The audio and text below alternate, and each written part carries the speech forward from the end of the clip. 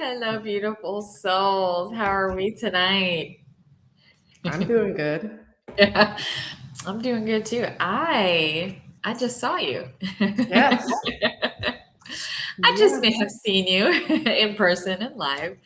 And we were recording our podcast today. And if you're new here, we have a podcast. This is what has inspired this segment, this online segment, but our podcast is called Erotic Spirit Podcast. We were off 4 episodes we batched in today for everyone. So excited about that, right? I'm super excited. I'm still riding the high. A I lot of a know. lot of energy that came in, a lot of awesomeness. Just Yeah.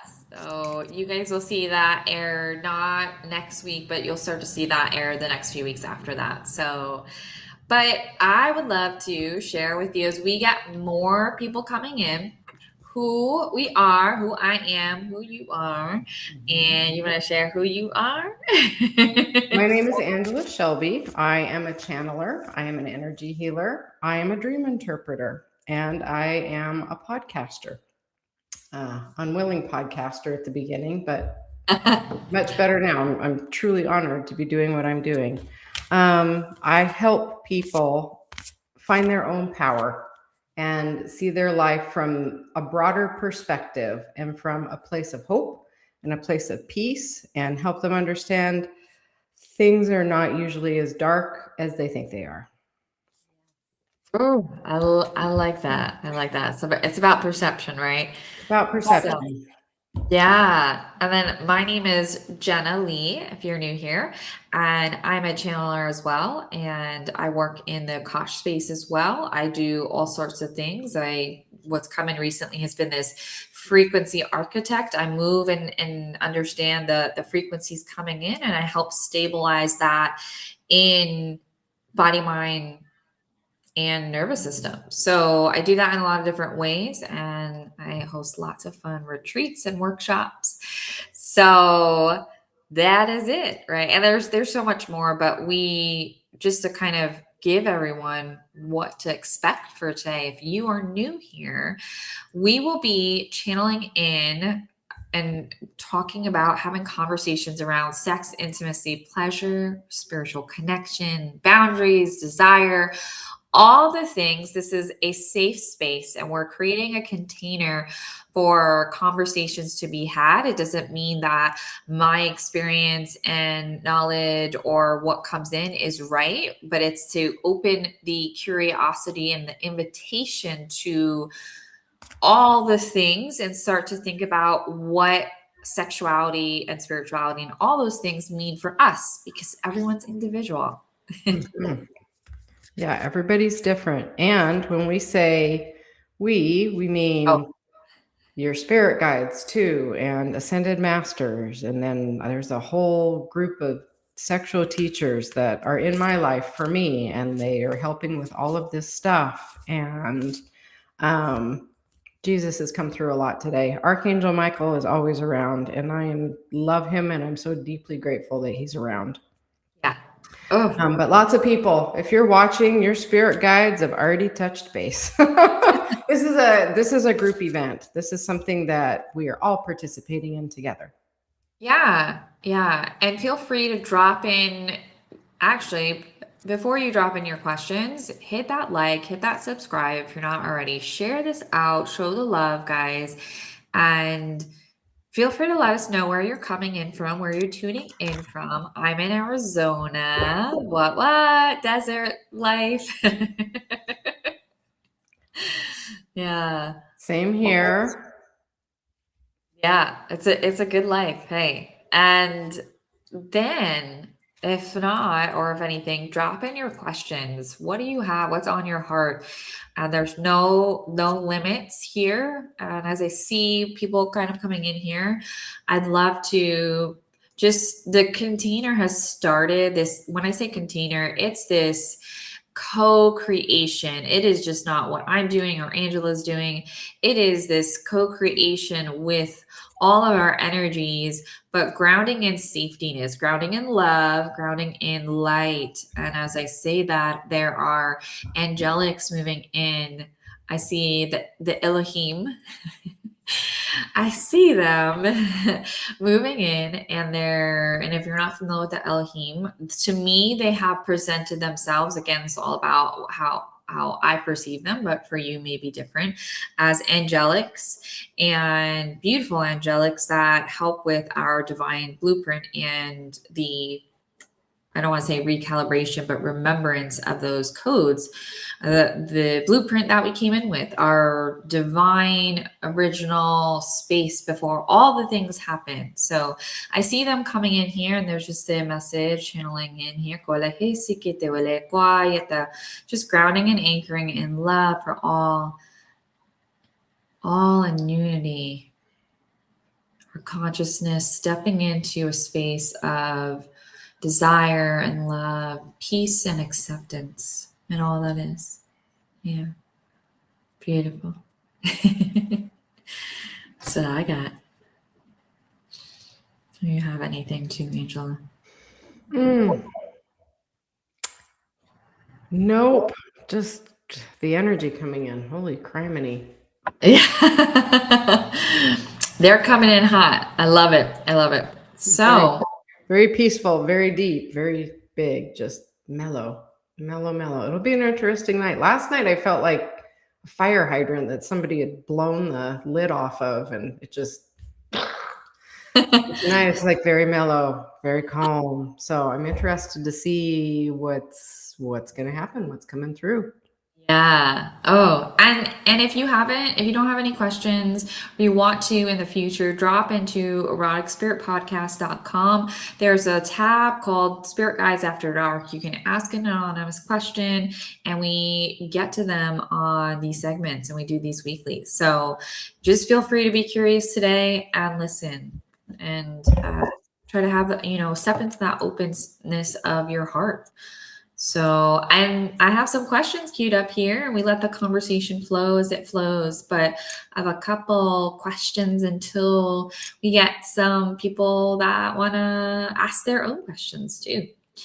Can I just pop in for a second, because they're coming through with a message.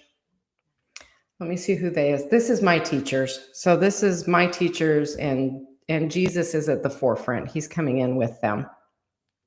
So what they're talking about is grace and gratitude. And close my eyes and just see what they have to say.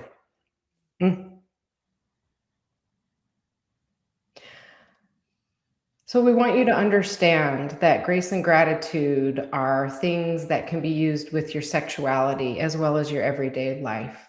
Grace and gratitude are thought of as spiritual qualities and spiritual examples.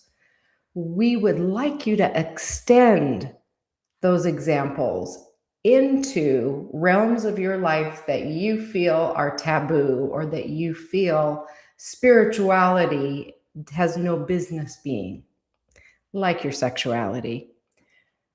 Being grateful for parts of yourself that you have deemed unacceptable, that you have deemed lost in shadows, that you have deemed not of the light. When you find something to be grateful for in them, it automatically starts to shift your energy and your thoughts around it. It helps you find love in that experience, and love is the great solvent. Love is what changes base metal into gold. You are all made in perfection. Your perceived imperfections are just pieces of your texture. They are part of the quality that makes you who and what you are. None of you looks at a painting and goes, "Oh, that texture is terrible." Some of you might, but for every person that says, "Oh, that looks terrible," there will be someone who says, "I think it is perfect. It fits exactly what I am seeing and what I need in this moment." it is important for you to trust that who you are and what you are, shadows and all, you are something that is important for you to be exactly who and what you are in this moment. Be grateful for that. Be grateful for what you're ashamed of. Shine your light on it. Even if it's being grateful for the lessons that have come from your experiences, find the value in it. And it is acceptable to hold on to the lessons, to hold on to the knowledge, to hold on to the information and let the pain go. Mm. It's beautiful there. I love this part on gratitude and sexuality, is it is this huge aspect where we do in a spiritual context always talk about gratitude. And actually, I have even opportunity myself to, I say all the time, thank you for this, thank you, universe. And I step into that. But when it comes to sexuality too, I definitely have opportunity and room to grow in those frequencies, and not necessarily those frequencies, but words validating really the frequencies that I'm embodying, and really being able to move and groove more in that space, or at least seeing that come in, seeing that, being able to validate my experience in that frequency. So I love that that came in, and there were a lot of other things too that really resonated. So beautiful. I've never thought of it that way. I didn't realize I kind of put a barrier in between the two. And just, yeah, the first thing that comes to mind is just be grateful for your bodies as they are. Because I know so many women that it's almost like a bonding experience to talk about your fat, to talk about how I'm going to have that surgery, or I want to have this done, or I've lost this much weight. Whole like 30-minute conversations just around criticizing themselves. And they're so happy and cheerful about it. Like, this is totally normal and this is the way it should be. And it's like, just be grateful for your cellulite. Be grateful for the varicose veins. I've started to look at my varicose veins, and it's like I've spent a lot of hours on my feet taking care of people and helping people, and it's showing up in my body in certain ways. I'm like, be grateful. And I'm showing, it reminds me, instead of looking at it and going, oh my gosh, what can I do about these? Or I don't want anyone to see them. It's like, these are working legs. These legs have worked hard. I mean, I've stood much besides a lot of sick people's beds, and I'm proud. I'm proud to have them where they are. Exactly. Oh, dropping in. And we never know what's going to come up too in these. And so there were a couple that I queued in as far as questions. So this is something that I queued in on this side. And if you're joining, feel free to drop in your questions. But yeah, it's funny. This had popped out to me. So how can someone develop a healthier relationship with their own body and desire?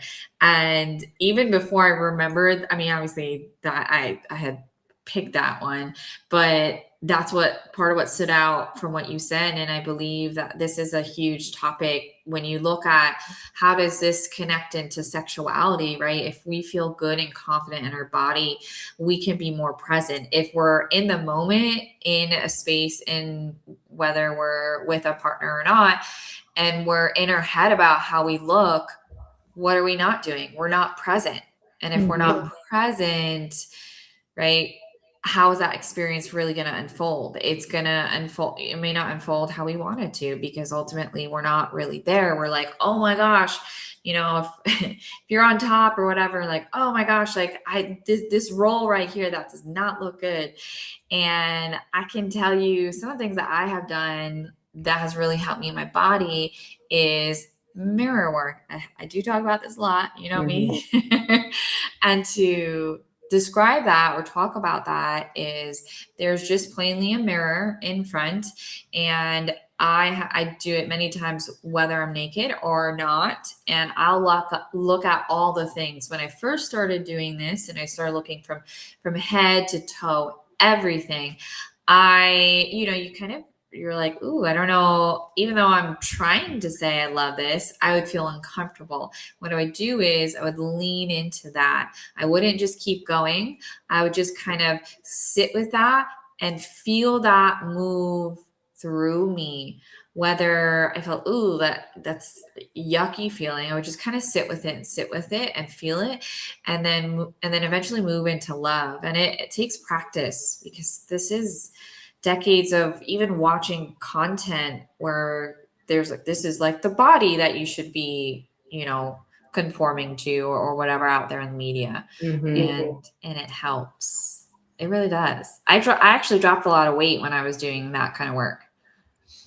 And that makes sense to me, because this is the other thing I have learned. It's easy to hide behind that stuff. If I am so busy picking at myself and what I've got going on with my body, it's a great excuse not to put myself out there in other ways.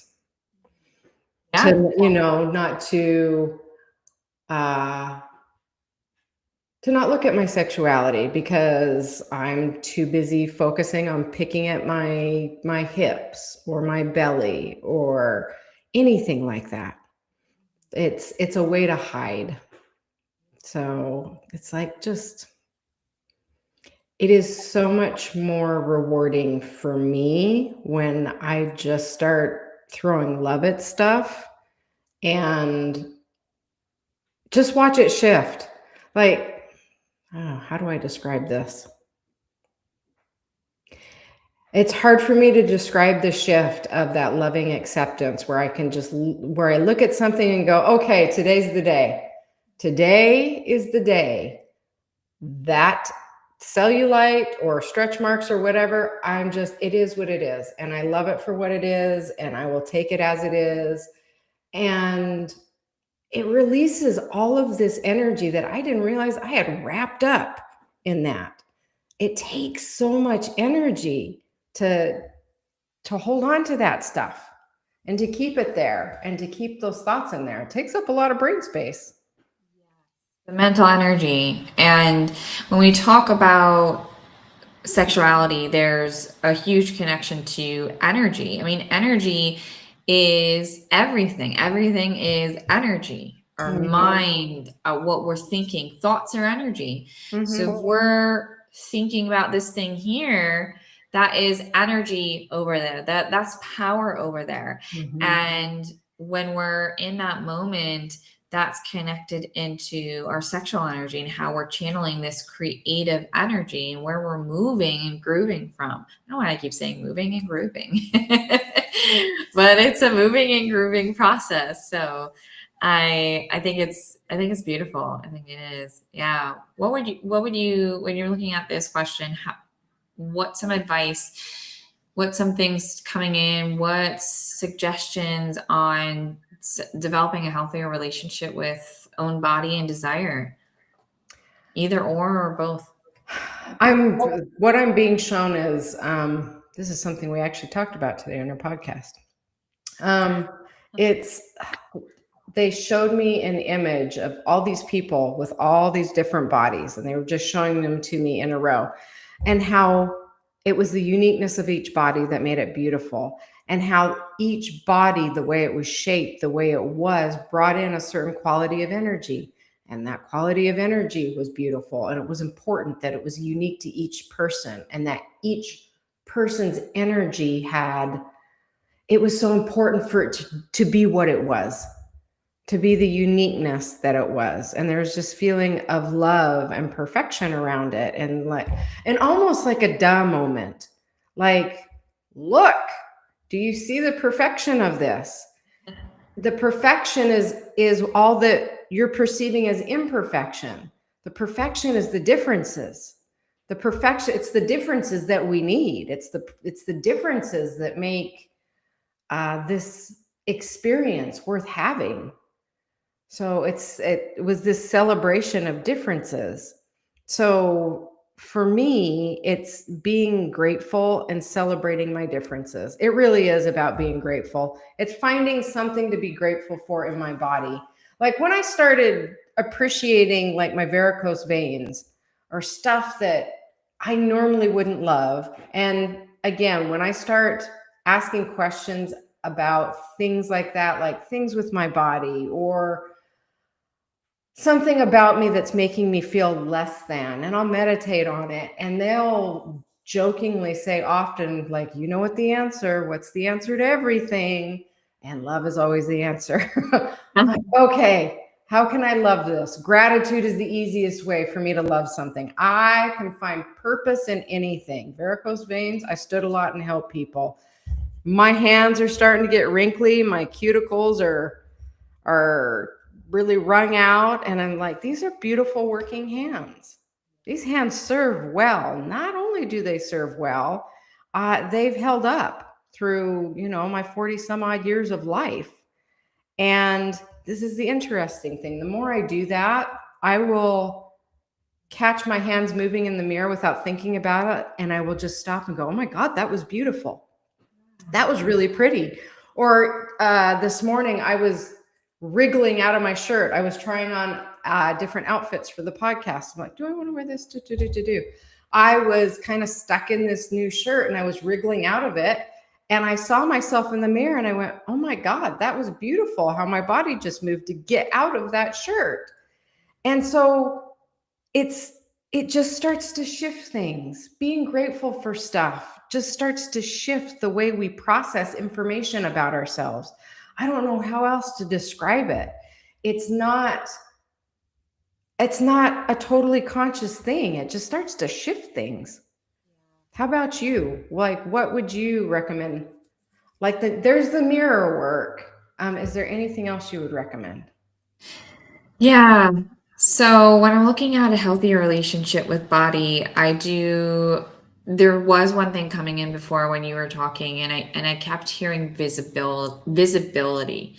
I've done a lot of work around this. Now, ultimately, what is the mirror work, right? It is literally visibly seeing yourself, right? So Yeah. getting in a little bit deeper, this concept is getting in deeper. And when we look at visibility and we look at, for me, I can just share my experience with the being visible meant unsafe.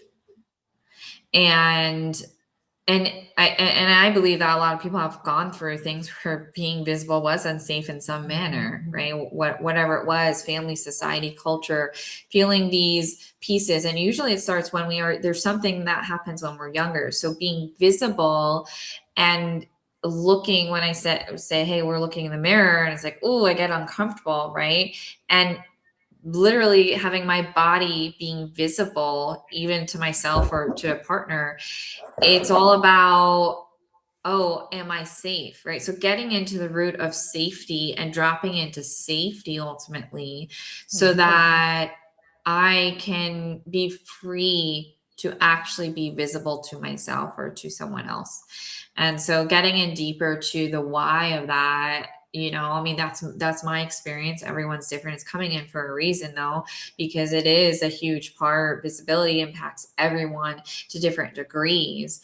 And ultimately, our body is the physical form. It's not our identity, but is a physical material item that other people do see. Mm-hmm. And it doesn't mean that it is like that this is the identity, but it is something that's out there. And so it has potential to be projected upon. And one of the things that I hear, or I've been hearing recently, is that there's an illusion of being visible, or what people see as visibility, because ultimately I am projecting my feelings and my perspectives onto someone else, right? Until I step into presence and I step into, hey, this is my shit. I get out of my way and I truly see them. So there's an illusion there. And ultimately it comes down to, it doesn't matter what anyone else thinks. They're probably in their own journey. Right? They're in their own journey. So love myself, because this is the body that I have. This is it. What other people think, I'm gonna talk about it from this perspective.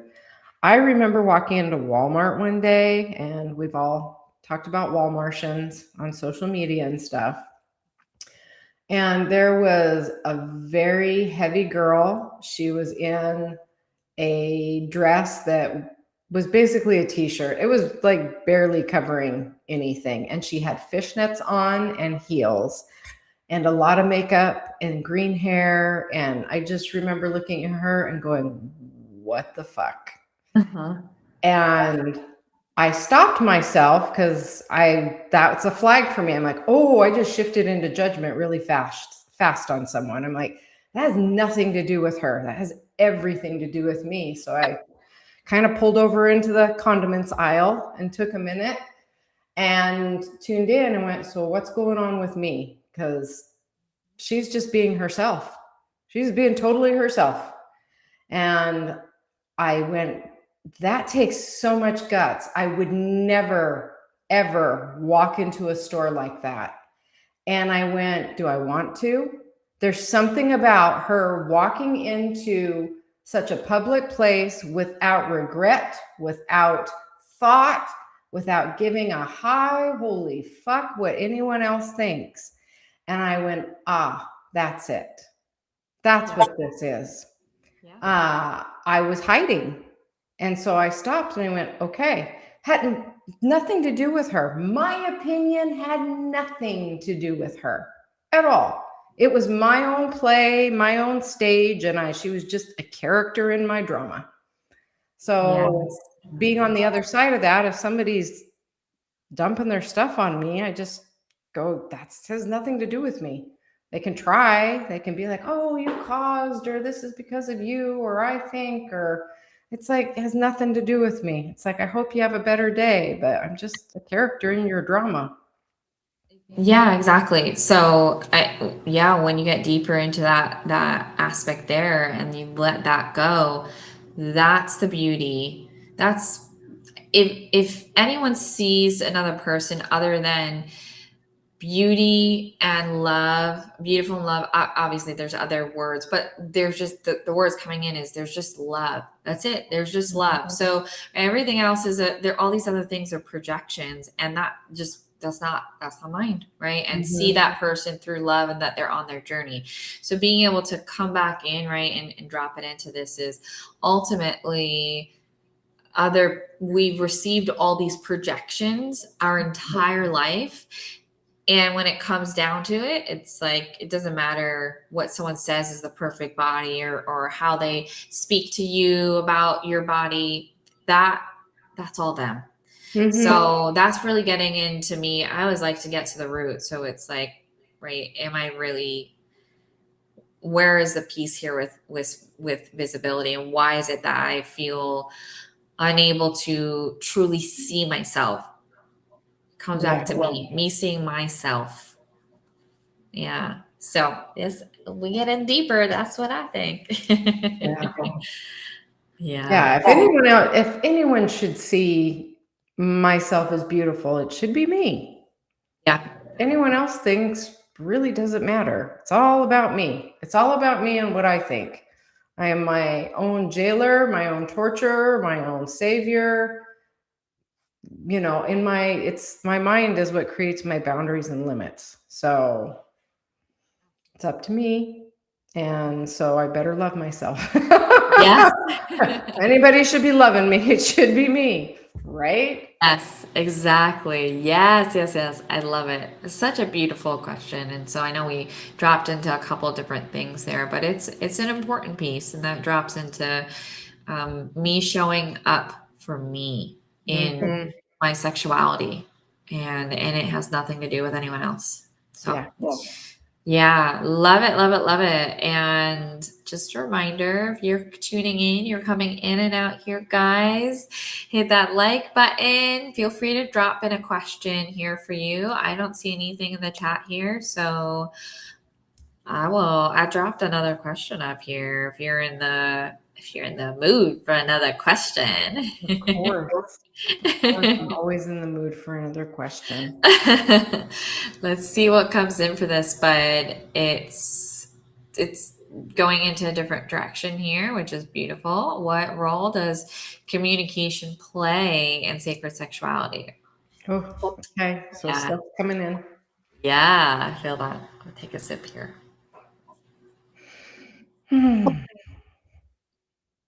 The quality of your communication in your relationships, in your sexuality, sets the tone and the stage and the quality of the relationship that you choose to have. It is the quality of you expressing your authentic self, your authentic desires, and how much of yourself you're willing to show that determines the honesty, the forthrightness, and the connection of the relationship. For example, if you are in romantic relationship with someone and you are unwilling to share your hurts and fears as well as your triumphs, if you project that all is well when things are not well, in order to not rock the boat, to keep things as a status quo, your relationship quality will not be authentic. It will not be honest. And that will shine through in different ways. You cannot hide in relationship. It does not work. So the quality of your relationship depends on the quality of the amount of information about your personal self and what you truly feel and think. Oh, that's interesting. That is. I love it. I always love what we get in different ways, and there is something coming in for me about vulnerability and communication, how some of the things that you were saying, and what was coming in, I kept hearing vulnerability, right? The authenticity, or the being authentic in a space, connects into all the things that I share, and dropping into what I hear as being vulnerable, being, Mhm. if there is fear coming in, and when we resist communicating those things, that impacts us in all areas of life. Now, of course, we're talking about, there is an aspect, we're tuning into sacred sexuality, and if we're not dropping in and sharing a fear, there's most likely a way that it is going to still come up. It is not Mhm. like I have the fear and then it's ripped out of me during, intentional sacred time with someone else. It's not just bam. It doesn't work like that. So if we're shoving it down, we move it to a different state. Instead of being conscious about it, now we're unconscious, and it's going to drive us in some way. That Mhm. fear is going to, somehow there's going to be some thoughts that come in, and we're not going to be present, and the connection is not really going to be as authentic, really, right? I'm seeing this visual of like a cord from my heart to a partner, and the cord just wiggling, and it's like, I don't know if it's going to make it over to the other person's heart. It's like zigzagging back and forth. And so this dropping into being vulnerable sets this container of safetiness and a space to pause if I need to, and be, and allow that other person to share what may be on their heart too, as Mhm. well. And you'd be surprised, and I'm saying this is just coming in about, but there is a big surprise to when we are vulnerable, how much that it's really received. It's more, we're in our own head and projecting on it not being received, because there may have been a lot of situations in the past where it hasn't been. And so if you're really with a partner that is in that same space, it will be received. And if it's not, that's the boundary, that is the opportunity to shift out of that connection, and find something that's matching our authenticity. But it's, yeah, it's a beautiful journey in communication. It is Yeah. something to be bold and vulnerable about. Yeah. Yeah. The other thing about communication, we were talking about this today too. My sexual experience and my sexual happiness are not dependent upon my partner. They are dependent upon me. It Yes. is it is my job to understand how my body works and what feels good and what doesn't feel good, because no one else can determine that for me, and no one else can know it about me unless I share it, unless I communicate it, or if it doesn't feel good. If I don't share it and communicate it, it's not my partner's fault that they keep doing it or that there's misunderstanding. Communication, even when we do talk, there's so much room for misunderstanding. And I think what's really important is closed loop communication. So some people call that active listening as well. So I learned it in nursing school. So if there's a code or an emergency that's going on, we've all watched Grey's Anatomy. Shit's going down. People are yelling and are moving fast and stuff's flying everywhere, and you grab the cart. There's so much room for error in that craziness. So one person's in charge. They are the person that is running the whole thing. And when they give a command or a recommendation, an order, like push, 2 cc's of epinephrine, the person who's in charge in that repeats it back. I am pushing 2 cc's of epinephrine, so that there's no misunderstanding, because that person, the person who gave the order, then hears me repeating it back. And sometimes in the heat of the moment, it's, oh, no, no, no, no, no, that's not what I meant. Push 220 cc's of epinephrine. It gives time for clarification. And when you repeat back to the person what you think you heard, it helps them understand how we're receiving it. For example, this is another example nursing taught me. I do a lot of teaching. I did a lot of teaching, especially in a children's hospital, about, taking our patient home, taking your kid home after surgery. Go through all the instructions with the family. I think I have done it crystal clear. And closed loop communication. Will you please repeat back to me what I just told you to make sure that that we understand each other? Oh my gosh, some of the stuff that came out of their mouths, and I'm like, nope, let's try this again. It totally different. They did not hear what was coming out of my mouth. And we're people, especially in, again, the heat of the moment. The heat of the moment with sex, the heat of the moment in those situations was stress, physical exhaustion. The heat of the moment in sex is, blood going to everywhere except where our brain is. So it's that communication, repeating things back to people. And that sounds so unromantic, but there's a way to do it. You can say, oh, please touch me there. And the person repeating it back, a way to repeat it back, please, can you just, rub the inside of my thighs, just like that. And it can be like, oh, so you want me to rub you like this? You're confirming. And Yeah. that's not, you can make it as sexy as you want, but it's that give and take. Yes. Okay. Like that. No, like this. And oh my gosh. And I love that. I love the examples. And by the way, I have not seen Grey's Anatomy. Oh, When you go, everyone, I just know that's not the only thing I took away from what you said. But yeah, I was like, yeah, I haven't seen it, but so thank you for sharing. It's so true in the space of being the heat of the moment. And how do we continue to create a container of I always bring safety into it, because when we are feeling safe, then that sexual experience unfolds in just magical, beautiful ways. If we're not feeling safe, then our body doesn't move.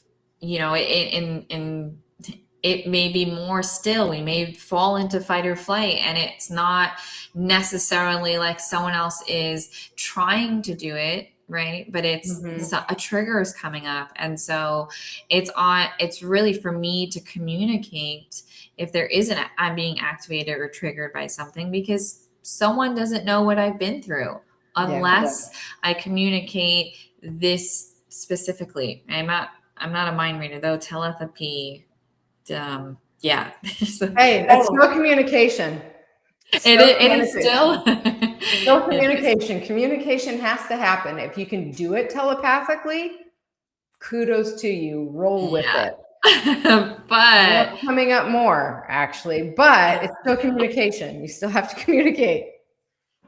it's still really, yeah, it's still really important. So it's huge. It is huge. And love it, love it, love it here. So you guys are tuning in, driving in here to us. We'll drop in. I don't see anything else in the chat here, so feel free to drop anything in. I see some just curious people here tonight, which is all good. That We means have we're some, answering their questions. I am not joking when I say people's guides come in and that spirit is like setting this whole darn thing up before we even get started. yeah. I just, yeah. And Yeah. the funny thing too is that people watch this when it's not live, and it doesn't matter. The team is still, there's no linear time. And it's so true. There's no such thing as linear time. Yes, we have meetings, we have this and that, but ultimately, those who operate, right, at higher dimensional spaces and spirit and our higher selves, they already know what we're doing, and they have showed up and have communicated Mhm. what topics or what things to kind of come in about. So even people watching it later, this is for you. If it resonates, and then whatever doesn't, you just throw it over there. You just Yeah. don't take it. So we got another question here for you and or for us and for all that is. What does true consent feel like energetically, not just verbally? Oh, that's interesting. Mhm.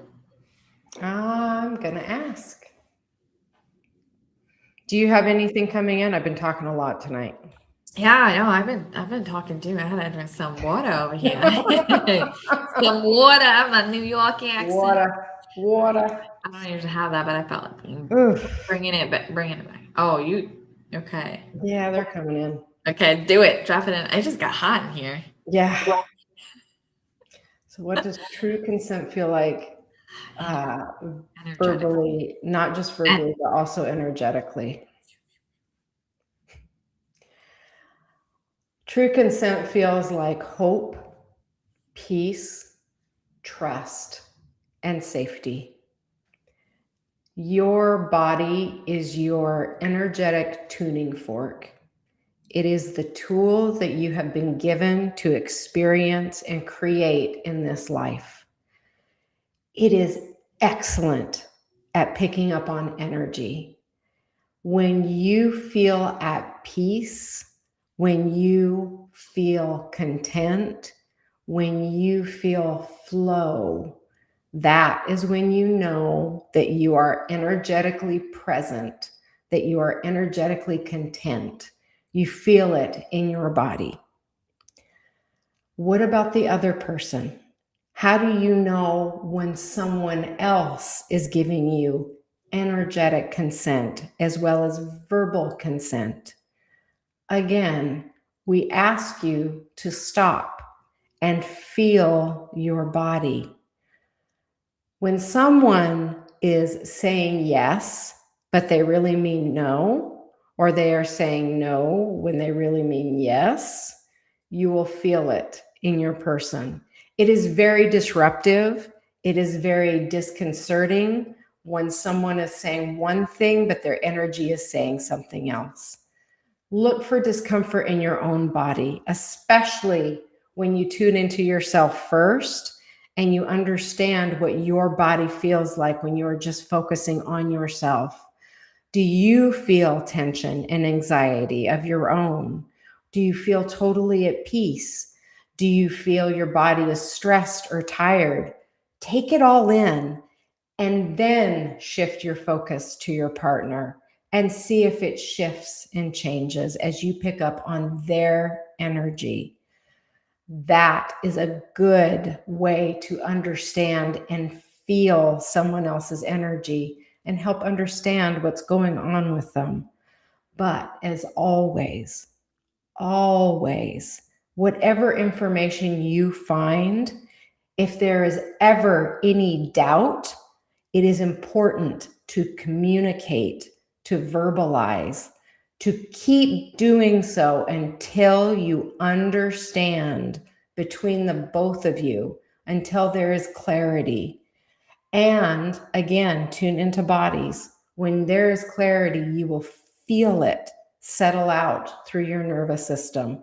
You will feel it settle out through your body, down through your legs, and down into the earth.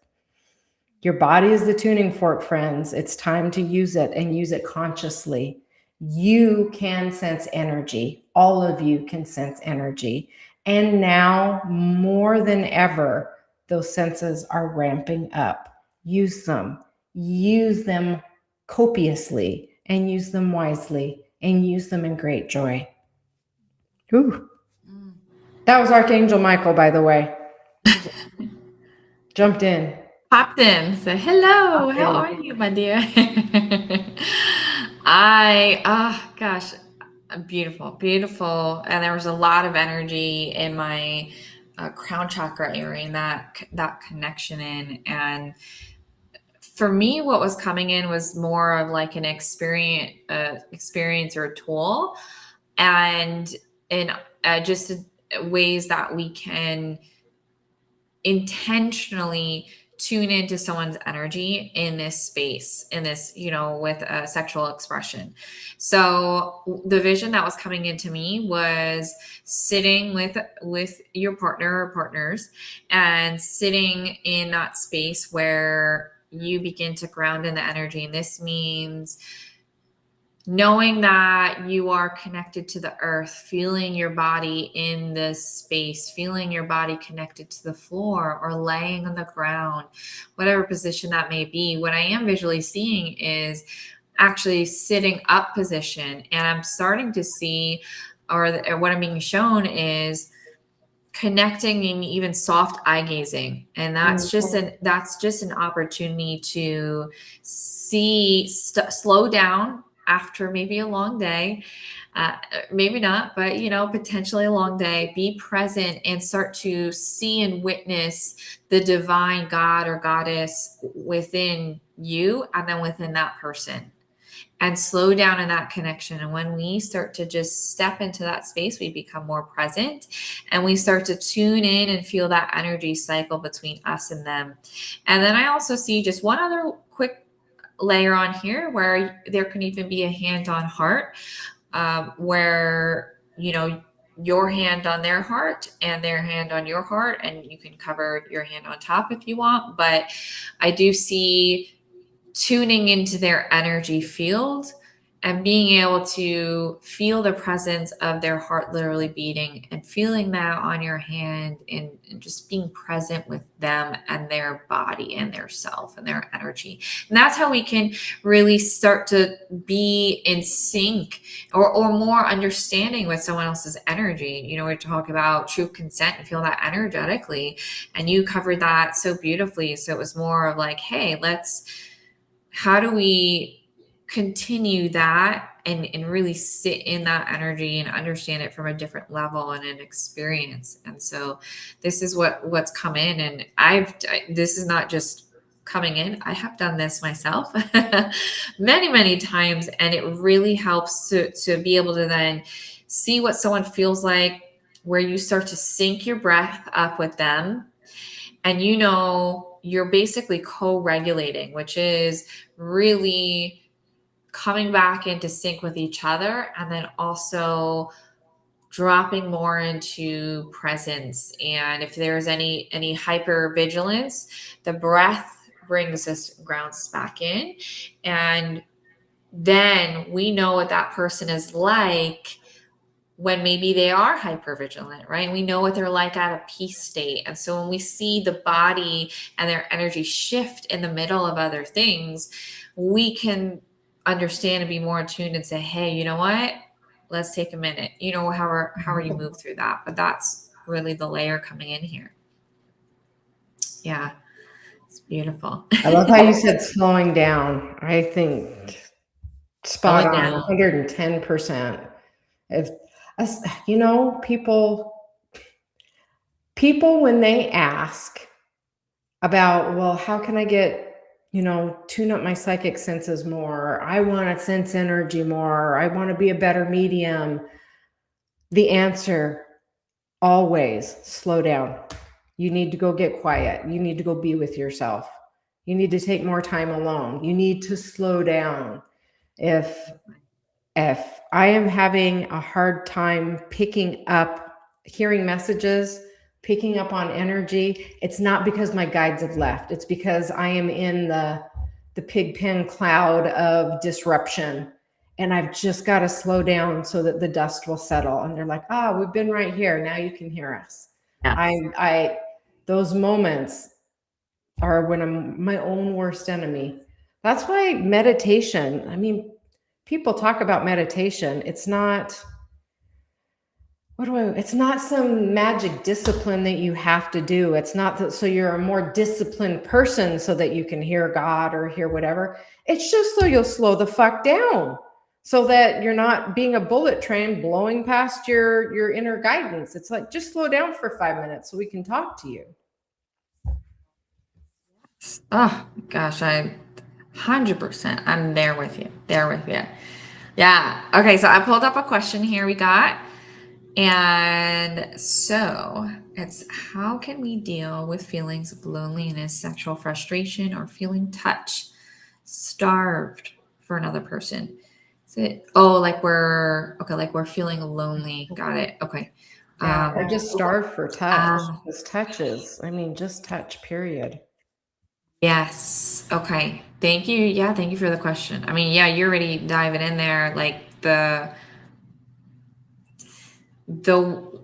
one thing that's really important to me is touch. And I say important because I came from a space where I was in a long-term relationship and I did not like to be touched. And it was just the physical trauma that I had not resolved. So now when I moved into the space of, I now love being touched, but that does come from feeling my own body and feeling those subtle pleasures and then eventually long pleasures from actually touching myself and all over, hands, arms, behind the ears, all the places, the heart, the chest, and moving into state of pleasure with oneself, understanding, or actually not even just understanding, but being curious about what touch feels good.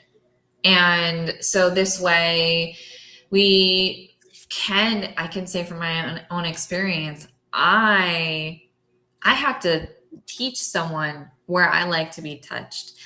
And that comes with I've learned it, but now I can just move through touch so quickly on my own. And it brings on these strong energies and this pleasure. So that's my piece for that there. And there's a couple other pieces here, but I don't know if you have anything coming through. So I got guided to bust out the cards, so I'm pulling cards. Pull out the cards, bust them out, baby. Pulling cards. Pulling the cards. You are your own greatest healer. So those moments are about getting right with yourself. And what I mean about getting right with yourself, what's coming through, is understanding what you need. Really getting clear about what you need and what you want, and taking the time to look at it and decide what that is, and then look at what is between me and that. What is in the way of this? When we just look at that stuff and really dive into it, it helps us understand what's in our way. For example, writing about, I'm trying to think of an example of my own self. When I have been writing about what I want, for example, like there was a time I just desperately like wanted a husband and kids. And I would be writing about it. And in the act of writing about it, I would start talking about how I felt about certain things, how I felt about relationships around me or other people's marriages. And in that moment, me looking at what I wanted and deciding, I looked at what I was talking about and writing about and going, God, I'm terrified because of, so-and-so's marriage imploded. I'm terrified about reaching out for that because of this. It helped me see where I was limiting myself. The first card that came up is Mystic Healer, and you are your own best healer. We're also our own best jailers. Healing energy flows through you and fogged in. Go slow, take time, be patient. It's about being patient with ourselves. And for fuck's sakes, it's about being loving with ourselves. One of my biggest challenges or bulwarks between me and other people, one of my biggest walls was perfectionism. It's that I am not going to reach out because I am not enough. I know they won't want me. They won't look at me. I am not enough because I am not XYZ. And I'm not going to put myself out there until I look like this and I have this and I can do this. When spirit's just like, well, okay, but if you want, I can give it to you right now. But if you're really set on it being XYZ, then okay, then this, the universe says yes to you. We'll do it your way. Well, by my standards, well, no shit. I'm never going to get out there. I'm never going to be that perfect. I had to just let go and be like, screw it. I'm diving in. I'm just going to go for it. But that takes compassion. And it took going slow and figuring out what I needed and what I was willing to do, and the baby steps that it took for me, so that I wouldn't scare myself into like total retreat, love and patience and understanding who and what I was. Vast vistas, expand your horizons. It's after figuring out, this is honestly, if I can't admit it to anyone else, this is what I really want. And it's taken me a while to figure it out, and I'm patient about it. And now that I know what it is, and I know what in me is standing between me and that, I'm willing to put myself out there. And it may be I have to go ask for help. I may need a counselor. I may need a support group. I may need to go to Jenna's house and have a drink and just chill and talk to her about it. But it's about taking the steps, baby steps, on bringing it to yourself, on not allowing ourselves to be our own jailers anymore. Oof. And a voyage of the heart. This is where the good stuff is. It's the loneliness, sexual frustration, and being touch-starved. Those are all flags saying, look here, please pay attention. This is where the good stuff is.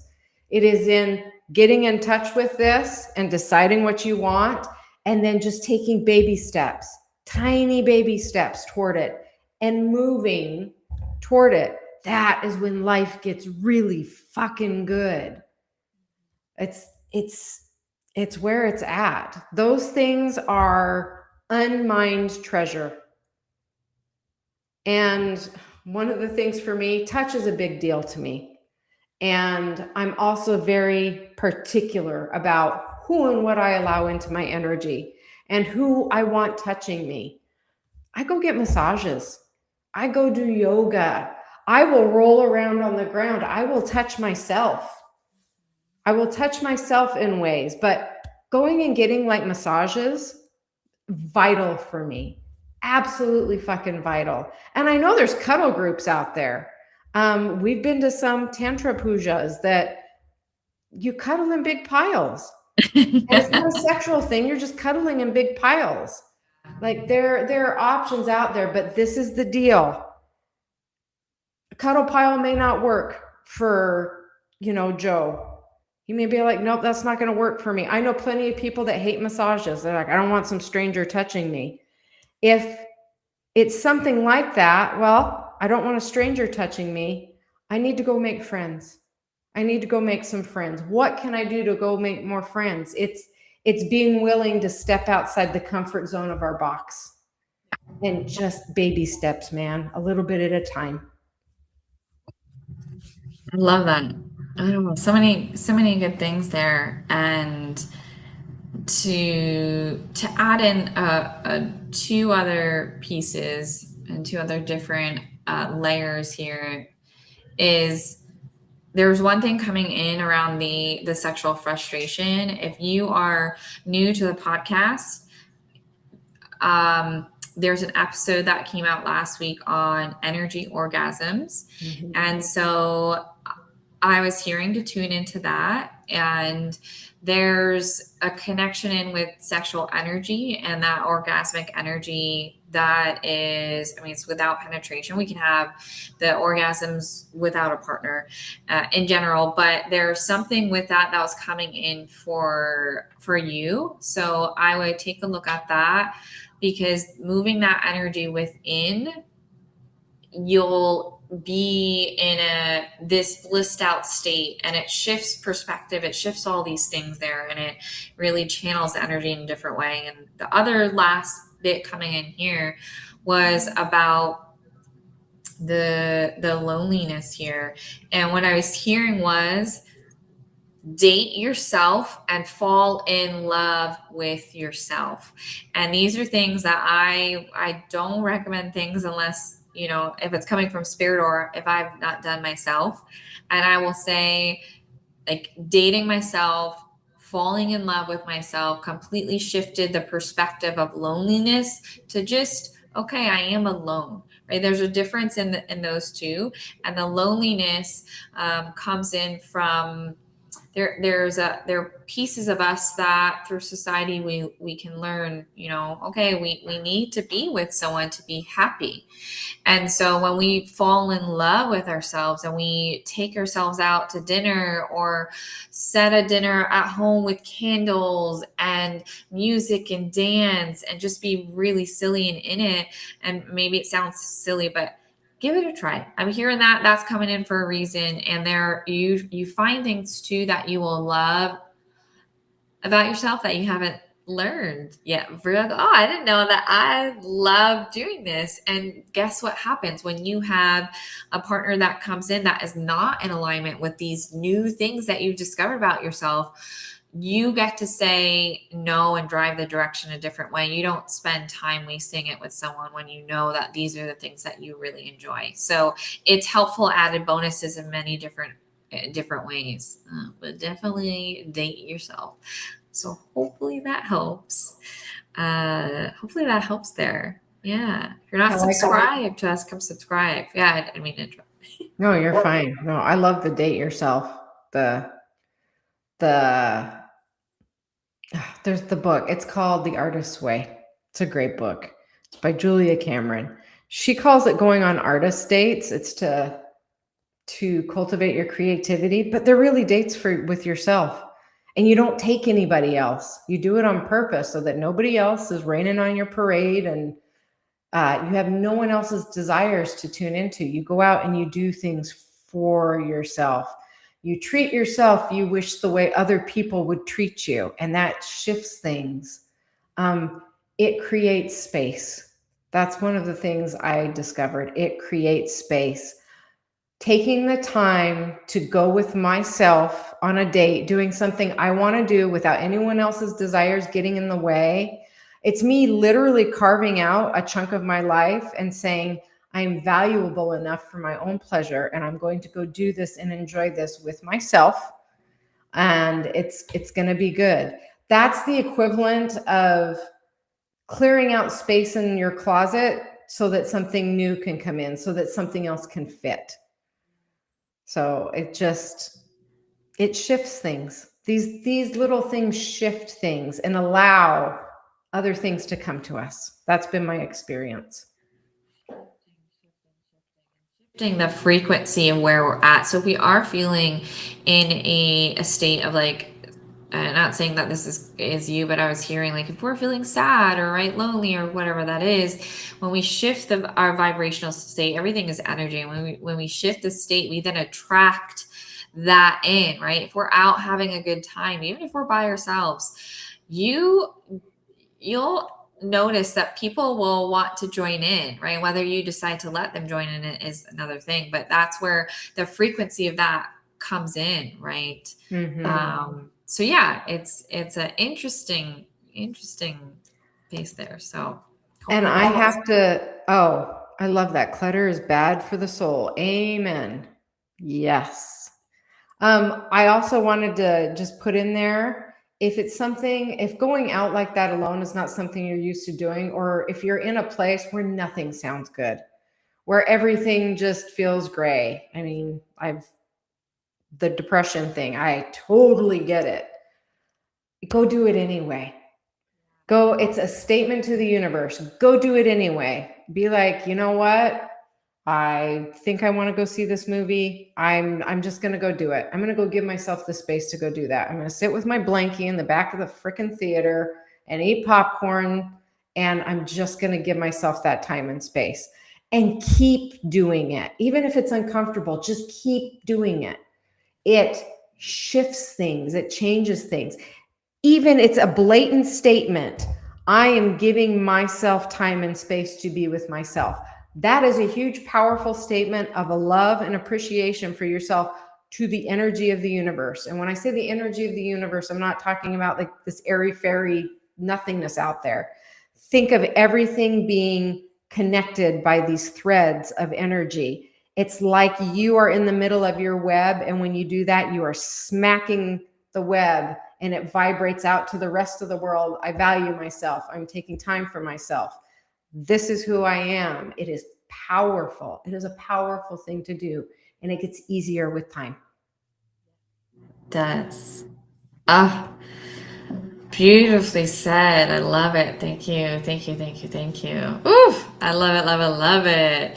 So hopefully that helps there, my dear. And if you guys are just tuning in, hit that subscribe button. Hit that subscribe, like, share, and come find us on Erotic Spirit Podcast. We right now we're on all the major platforms. If you're looking to watch or even listen, check out our YouTube channel. Subscribe to that. That has all the latest episodes there, and we had an episode come out today. So, and that one is bringing back the magic, or bringing the magic back into your sex life. So you might want to tune into that too, if that sounds good. And this is a segment, Spirit Guides After Dark, that we do weekly. We do weekly on Thursday. So come check us out. If you're looking to ask a question, but you don't want to ask in front of everyone, go to our website, eroticspiritpodcast.com, Spirit Guides After Dark. Ask it anonymously. Ask it. It's in that tab that comes in. We'll see that, and we get to tune into those for upcoming weeks. So yeah, and then oh yeah. No, go ahead. I was gonna say, share. I'd love for you to share about you too. We like close it. Yes. Thank you. And I was just going to say, even if you don't want to ask questions, there is energy and vibration that comes through this. It comes through and it's healing and it just feels good. And all of us watching together, all of us having ourselves here and our guides here, we're all connected. Even though this is like online, that web of energy I talked about that connects all of us, we are sitting together in that energy, in this connection, and you are as much a part of it as we are. The more we gather together, the more love there is, the more energy there is. So even if you're just watching, we're so happy you're here. Just soak it all in. Just soak in the vibes. My website is www.angelashelby.com. If I do readings, I do dream interpretations, I do energy healing. It can be in person or long distance. And no matter, I don't care what it is, it's just inevitable, whether it's a healing, a reading, dream interpretation, whatever. The guides come in. They just do. I'm open to them, and your guides love you, and they just pop in and they always have something to say. They just do. So, yeah, feel free to pop in and check it out. I love that. I love that, love that. And then here's my info too, myawakeningwithin.com. That's my website. I channel with Source. I do energy healing and work, and I have some retreats and workshops along the West Coast in Arizona and California. So come check that out. Lots of other things. You can always hop on a discovery call if you're unsure. You're like, I don't know, there's something there, but ultimately, just being free, to come join us on these segments and tune into our podcasts. And we have so many fun things coming out for you guys. I'm so excited. Yeah. Well, thanks for tuning in today, guys. And feel free to come join us next week. Yes. Thank Take you, care. everybody. Have a wonderful night. See you next